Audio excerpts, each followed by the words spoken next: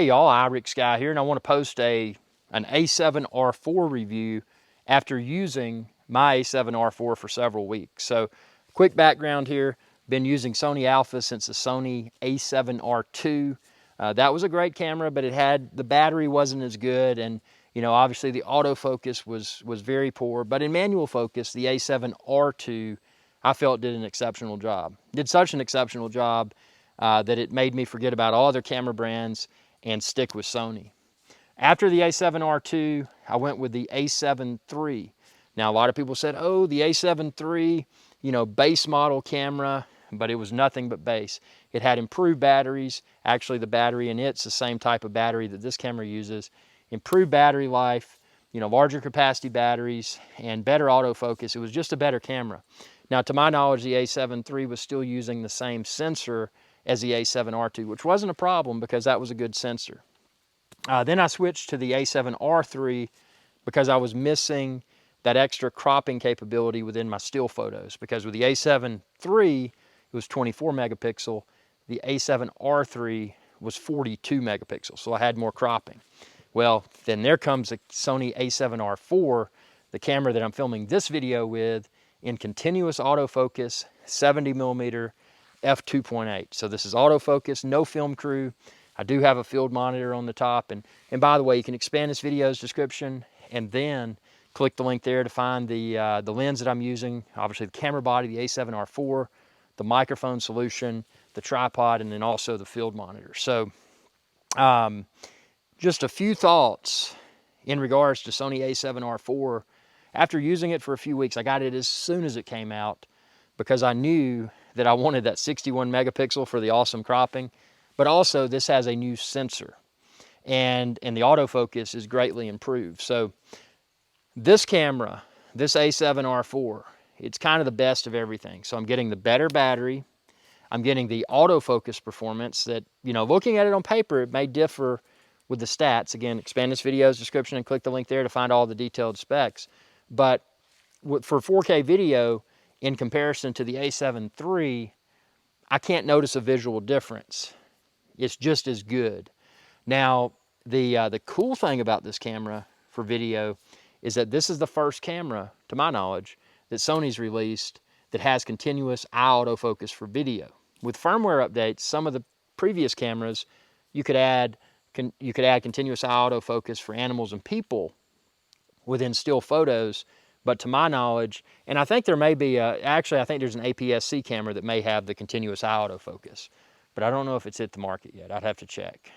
But this, to my knowledge, is quite certainly the only full-frame Sony camera that has continuous eye autofocus. So this video throughout should have remained tack sharp without any sort of focus breathing, wonkiness, or anything, even though I'm using autofocus. The other thing I want to mention is that I'm outdoors. It's very cloudy. I'm in the wilderness, and I don't have any extra light sources. I mean, the video quality from this, just looking at my field monitor, should be tack sharp. So when you're watching it on YouTube, I want you to comment down below and tell me what you think, because I think this camera is just, it's exceptional. The battery life is great. I've been filming content all day. I've been filming content for about 4 hours, obviously not continuously recording, but filming nature content, and I have not had to change the battery yet. Before I started this video, I think it was around 47%, maybe 49%. This thing is very energy efficient, and that's the beauty of it. And the A7R3 and the A7 III, they use the same battery as this, so they were great as well. The A7R2 was a different animal because it used a greatly inferior battery. But this camera, the battery life to me is on point. It may not be quite as good, even though it uses the same battery, may not be quite as good as the A7 III, or it may be the same. I don't know. It's just hard to tell, if one's got an edge over the other as far as battery life's concerned. This camera, the A7R4, what I've immediately found is that the autofocus when I'm snapping stills, it's better than any autofocus that I've used before. I'm able to get, not that I had problems with capturing quality photos with the previous Sony Alpha cameras that I used, But this autofocus is just awesome, especially if you're shooting people. You know, the eye focus, I mean, you're getting, even in auto mode, and I've laughed at people in the past that use auto mode, because it's kind of like, well, you know, if you're using auto mode, then you're not a real photographer, you're not a videographer. But with this camera, auto mode, you know, just for the sake of snapping something quickly and still getting high quality results, I can trust auto mode on this camera. Now, obviously, when I'm going out and trying to get, you know, really good depth of field, this, that, and the other for photos or videos, I'm going to switch it to manual.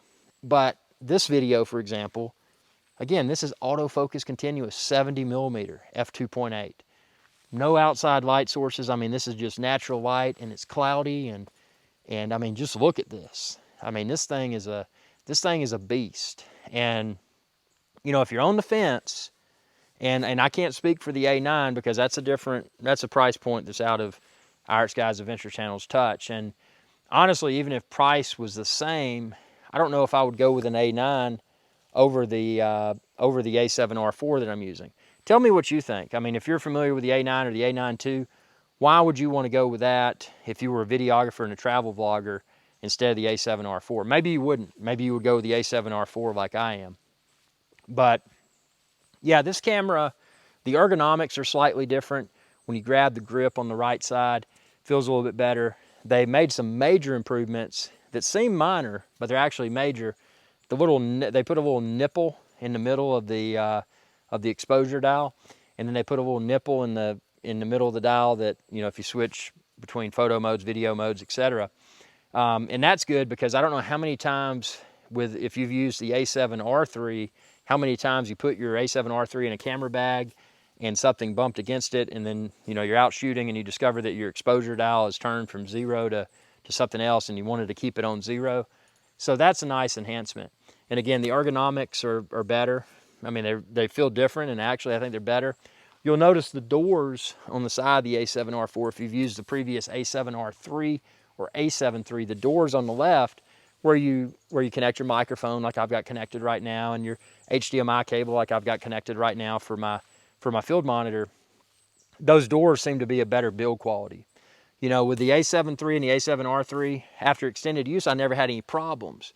But when I open and close the doors on the A7R4, it's just a better, it's a more reassuring build. You know, I don't feel like they're going to tear off, or, you know, after extended use start to you know, break or whatever. So, you know, that's a good thing. And I mean, this camera, they've done it right. And I mean, ultimately, you know, I'm going to be a Sony shooter for life because I understand how to get the best results, whether it's manual focus or autofocus, and it just continues to get better. And you know, I hope that Sony sticks with the Sony FE mount system for full frame, because it's been nice being able to not have to buy new lenses. I mean, I use high-end lenses, and not having to purchase new lenses is a positive. So I was able to, you know, just get the new camera by the A7R4. So it's my expectation that I will continue to use the A7R4 until they come out with the next thing. Because to date, everything they've come out with that's been newer has been better. And I was still torn between the A7, you know, circling back to the A7 III and the A7R3. I was torn between those two cameras because I was missing, with the A7 III, I was getting awesome video, but my photos were just 24 megapixel, which was fine for most situations. But when I was cropping in landscapes, I was missing that extra resolution. The A7R3, the autofocus wasn't quite as good as the A7 III. It was noticeably less good. So then the A7R4 came out, and the minor enhancements that I just talked about, that helped to sell me on it. But what really sold me on it was the fact that now I'm getting even more megapixels. I'm getting, you know, what is it, 61 megapixels?